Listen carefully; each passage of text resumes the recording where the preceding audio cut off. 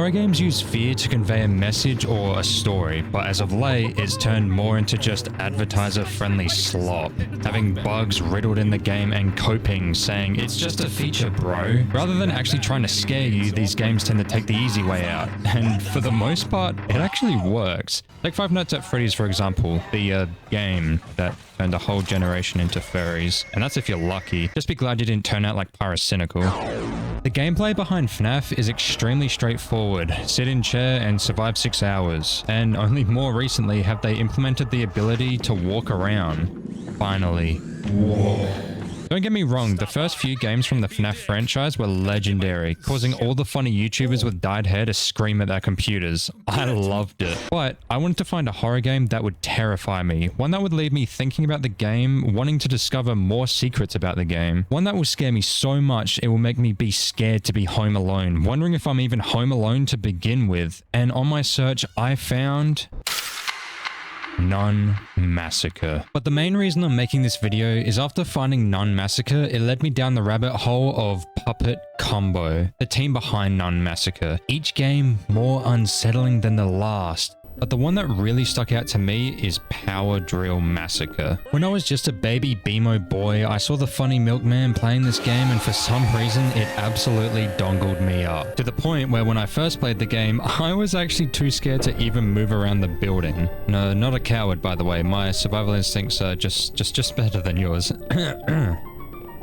This game plays on your paranoia better than most games I've come across. From stressful controls to the donkin' loud chase theme, taking loud equals scary to a whole new meaning. It plays perfectly on your fears, and the game isn't even that long, normally only taking around 10 minutes to get an ending. Well, as long as you don't die. But just because the game is short doesn't mean it offers little playtime, as every single playthrough will be different. Trying to get a different ending, or if you're just like me, trying to find all the notes. Good luck finding the library, by the way. Oh my god, I fucking found it. The randomness of the spawns can make a playthrough either a few minutes long or over an hour. It all depends on RNG. Why did I just think of 2012 lol so random memes just then? Ah, get out of my head, get out of my head! First off, you find yourself with a beautiful sunset with the radio playing, and then something woman driver. I don't know, I'm not married, so I can't make the full joke yet. We almost awake from shock. Don't say it. Let the meme die. My name is Jeff. We play as the final girl, Megan, and have to find help. So we get the flashlight we conveniently keep in the boot of our car and adventure on. Don't worry, Jeff, I'm sure nothing bad will happen.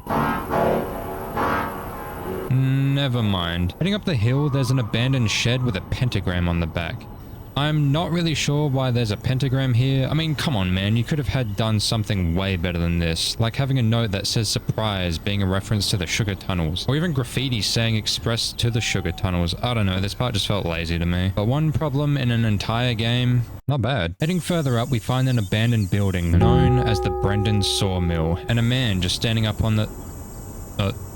Oh, never mind. I'm sure that's nothing to worry about. Heading upstairs to the only entrance of the building, trust me, I checked. We muster up the courage and lose all brain cells and enter. After taking a few steps inside, the door locks. No one's surprised. I actually tried leaving once as soon as I entered the building, but Megan didn't agree with my plans, saying we had to find help for Jeff. It's like you're trying to die, Megan. Come on! Exploring a bit, you'll come across a locked door to what we can assume is our way out, and to open it, you'll first need 3 keys, but where are they? I don't know. The 3 keys you'll need will have red, blue, and green splotches on them, and will be hidden around the sawmill. Something I found out is that if you actually walk around the building instead of running, the killer will have a harder time finding you. This sounds so obvious, but it's a really nice touch. Rather than him just having a set path to follow or just knowing where you are at all times, it really makes you feel scared to even turn the corner. You could even have a full playthrough and just not find him. Or you could be like me, and as soon as you enter the building, he'll spawn in and dome you immediately. The keys being randomly placed around the map can make an already stressful experience feel dreadful. Turning each corner and at any moment having a power drill lodged into your throat, it would make anyone paranoid. Megan then finds a torn newspaper article from 1982. It tells us about 2 campers that went missing in the Pocono Mountains. Their campsite and belongings were found, but investigators had few leads. The psycho drill maniac had kept this clipping as to what I'd assumed to be a trophy, and as the player, we know we're in for a ride. And I love love how subtle this note is, only being given away by a faint reflection or like a shine of light. I mean, you could imagine having a marker telling you to head to a certain point of the map. It would ruin the game's immersion immensely. And the note's being a reference to the test version of Power Drill Massacre called Minotaur. I think I'm pronouncing that right. Playing as a girl who got injured during a kayak trip, she seeks help inside of a strange building. I think we've seen this before. Holy shit!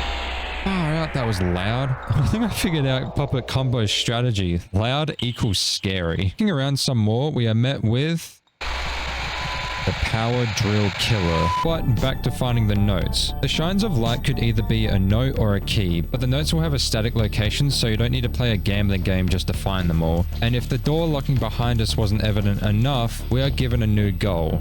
Survive. After reading that note, we know we're not alone in here. Exploring more, there's another newspaper clipping.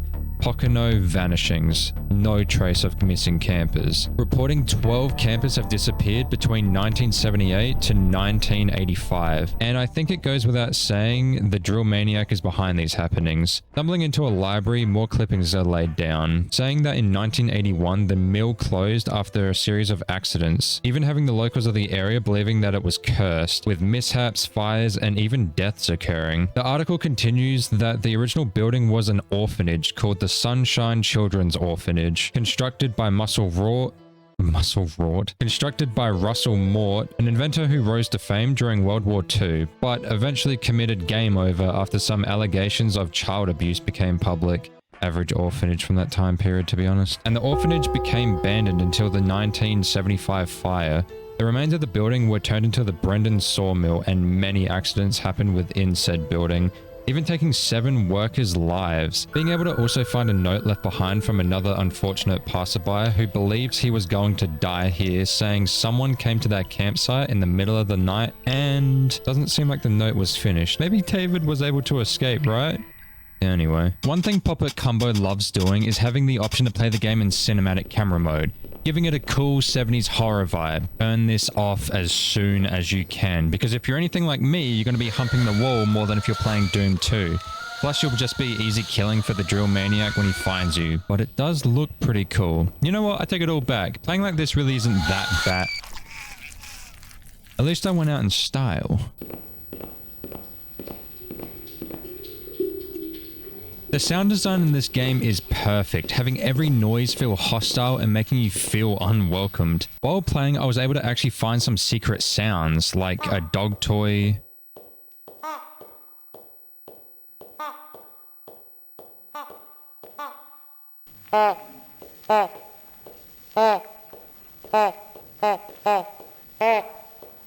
And even someone saying they were going to kill me. I'm gonna kill you.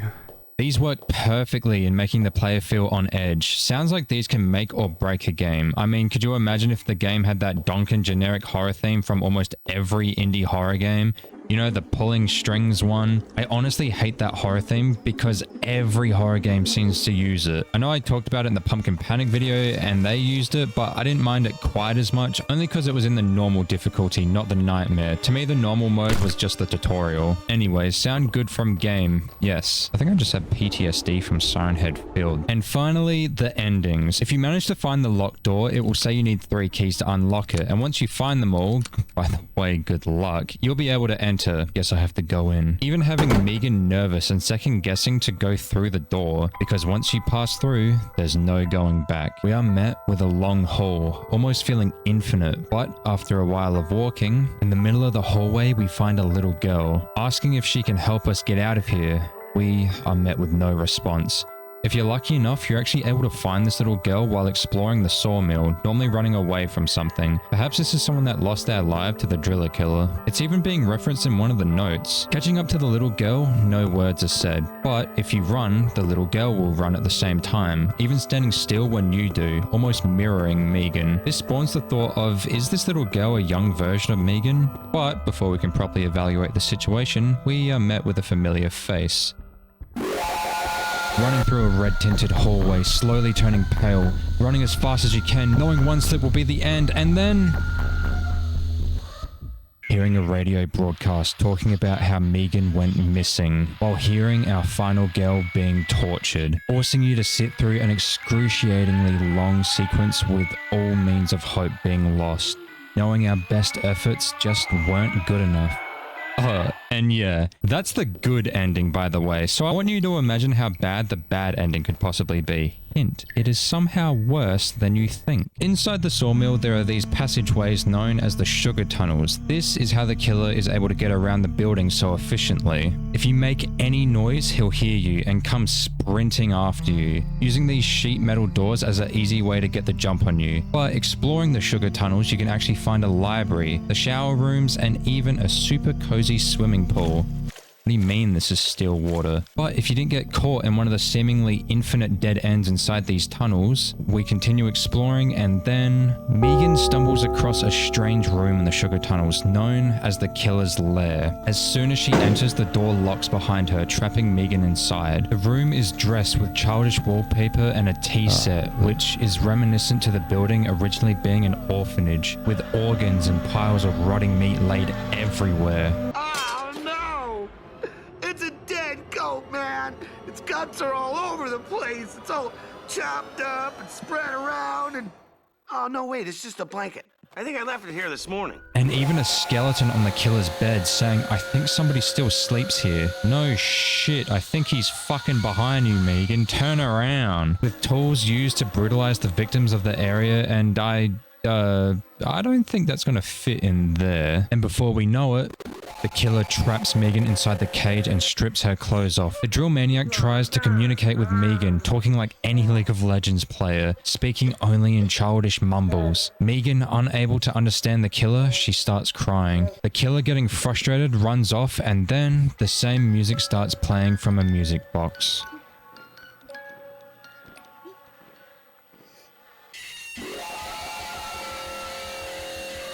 Megan meeting death. We are met with a revelation from the Bible talking about the afterlife. The power drill killer, from my guess, is one of the orphans who grew up in the Sunshine Orphanage and was more than likely abused by Russell Moore, unable to grow past that state, keeping his mind that of a child, evident enough by the childish mumbles from the killer. Even having the developers say that the killer has the mind of a 3-year-old. That's the reason I love this game. There's no clear-cut good or bad. Getting an ending gives you the feeling of dread, not that you've accomplished something, but more knowing no matter what you do, you've died. Megan made the choice of entering the building, and in that moment, she chose her fate. Much like real life, you're not guaranteed to come out of all challenges unharmed or even alive. So next time your car breaks down and you see a building nearby, just remember one mistake is all death needs to claim you. Oh, and by the way, Power Drill Massacre is actually a demo. Yeah. You just sat through a video explaining a demo to you. I would say I'm excited for the full release, but I don't think there's ever going to be a completed version, as Puppet Combo actually made a sequel in 2015 and then shelved the game. And then it actually turned into Nun Massacre after Puppet Combo was inspired by a section with the driller killer standing in a classroom. You even get a fun little arcade version of the game. Pretty fun and still somehow pretty thrilling. This arcade game is also featured in another one of Puppet Combo's games, Night Shift. And after beating the arcade game, you'll see Megan has suffered an emotional shock. She will recover in a crisis center. You win! Now we can actually talk about Nun Massacre. You didn't forget about that, did you? You know, the whole reason I'm actually making this video in the first place? The game itself begins with the character sitting in water at the beach. I'm not at the beach, this is a bathtub. Hearing a letter being slipped under the door, informing us that our daughter is sick and needs to be picked up. The only problem is she's at a Catholic boarding school in the middle of nowhere on top of a massive mountain. Having a roadblock forcing us, the player, to continue on foot, reaching the top, we arrive at the school's entrance. As the storm rages, we shelter ourselves inside the building, and once again have doomed ourselves without even knowing it. The school isn't as hostile as the sawmill, but it can feel quite familiar, and in ways this can make it so much creepier. Any monster can be in a foreign space like a spaceship or a cabin in the middle of the woods, but being in danger in a location where you would normally feel safe can make the experience feel so much more dreadful. Another thing I'd like to note is the movement. You're in first person. Unlike Power Drill Massacre being in this 70s style camera third person, forcing you to almost work against the tank controls that they give you,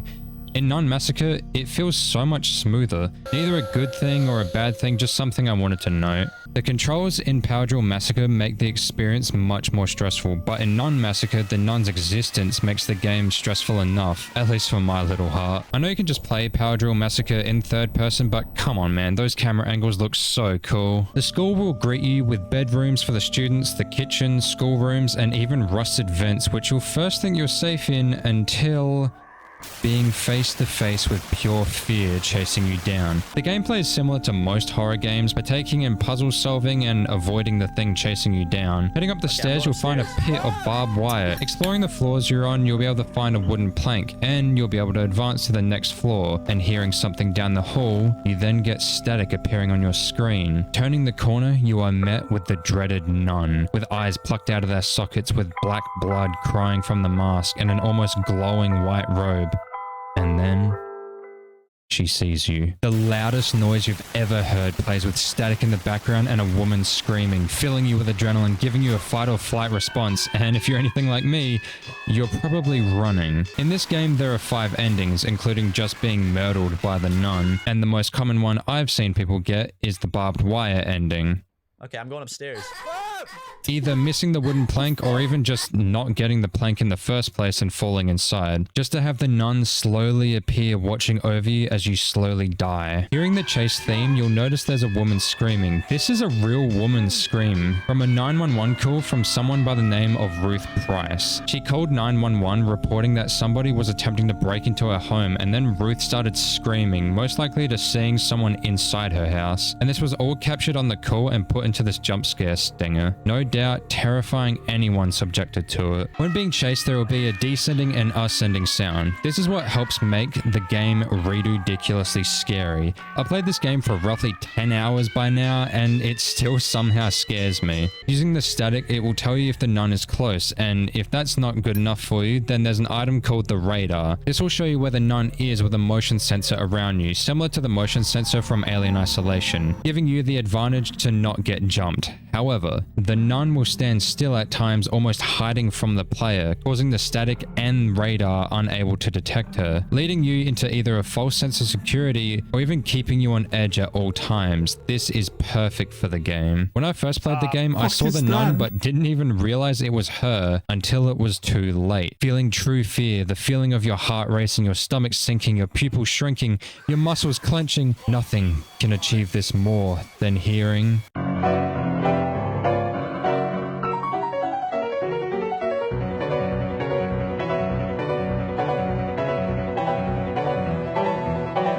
This is what true fear is, knowing you're about to have your teeth kicked in. Oh yeah, but the nun's theme works pretty well too, letting you know it's time to run!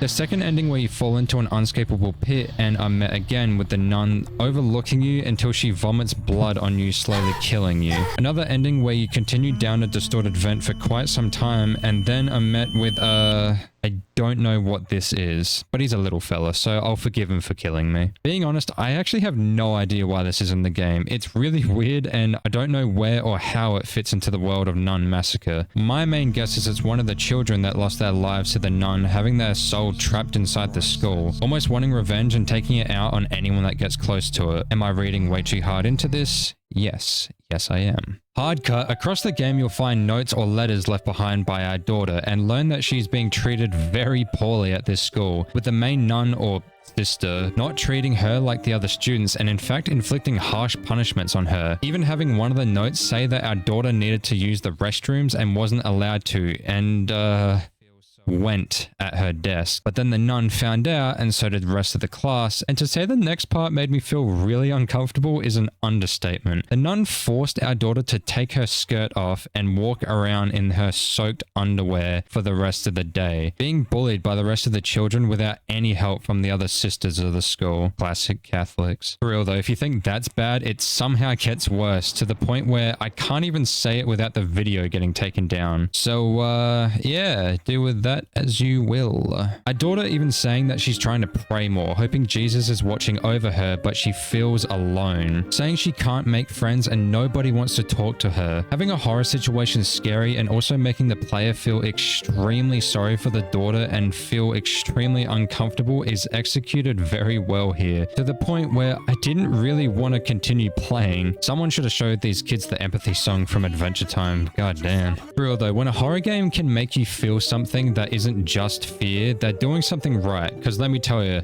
reading these notes made me feel hella awkward and just felt bad for the little girl. In the first main ending, our character is in the school section of the building and places 2 candles by a religious shrine, and then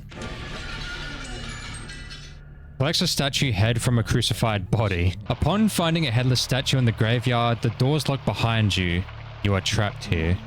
But then, you notice a grave has opened. The note tells us that we sent our daughter to the school in hopes that the sisters will prevent our daughter from going down a sinful path, believing that she, the mother, can't do it herself. We then bury ourselves alive and accept our fate. I believe this is the mother racked with guilt, unable to look past sending her daughter off to being bullied and then brutally murdered. She decides to bury herself alive, the game taking a more metaphorical path, rather than just showing a noose and having us backflip into hanging ourselves. Around the school there are several VHS tapes. Finding and playing these tapes in the TVs scattered around the school, we are able to see a story involving our daughter's toy called Bongo, dealing with severe depression, then coming to the conclusion of game ending themselves by hanging. After the final tape is played, all the crosses in the school will drop from the walls. Taking the cross to a secret location hidden in the vents, we climb a wall and are greeted with the final ending. Climbing through the vent, we enter a room where the nun is the size of a child and trapped inside a cage, almost like the one Megan was in back in Power Drill Massacre. The hung doll tells us not to believe the nun's lies. Grabbing the container of gasoline and pouring it over the nun, and using the lighter, screams of the nun echoed down the school, finally giving her a taste of what she did to our daughter. The doll then says we are forgiven. A stairway opens up, and following the path, we are met with a heavenly light. Then, the game ends. Similar to the first ending, the mother is still unable to look past what has happened, but feels like she did what was needed, almost looking forward to a brighter life, or even going to heaven. It's not really clear, but it can be presumed that the doll is taking place of our daughter, telling us we are forgiven for making such a mistake. This is just my interpretation, and I'd love to hear what you think it could all mean. Also, make sure you bring the lighter with you, because when I first found this ending, I got softlocked and had to restart to the beginning. I never carried the lighter with me at any point because I just thought the nun would see the light and bonk me with her knife. And both endings you need the lighter, so it's just better to always have it on you anyway. In my opinion, the endings aren't what make the game good. They're not bad by any means, but it's the interaction you have with the nun. Stressfully trying to solve the puzzles, knowing a knife could be poked right through your tummy tum makes the game experience extra thrilling. And being able to see someone play this game for the first time is always a treasure to watch. Beating the game, you'll be able to change the scenario. The base one being the nun, then the circus, the backrooms. Yes, I know, another game with the backrooms. And, in my opinion, the most important, the factory, somewhat following the Power Drill Psycho's story. Each map is just a reskin of the base map, but with different starting locations and even spots of the map blocked off. It's a fresh way to enjoy being slaughtered while still being familiar. Each scenario having a unique storyline and even having a voice actor in the starting and ending of each mode. There's clearly love put into this game. Yes, it costs money, but it's like $3. Much better than the $100 you have to pay just to get a reskinned COD game. Puppet Combo's games are a perfect love letter to classic horror fans, so please go and support Puppet Combo. All of the endings for the different scenarios are pretty much the same gameplay wise with different order of the puzzles, but one of note is the factory ending. Having someone say they survived the drill maniac and dream of what happened every single night. If you have any other games that you think I should make a video on, or even just play in my free time, don't hesitate to leave a comment and tell me. I was also thinking about making a video on Murder House and Stay Out of the House at some point, so there's something to keep an eye out for, I guess. So yeah, that's the end of the video. Bye.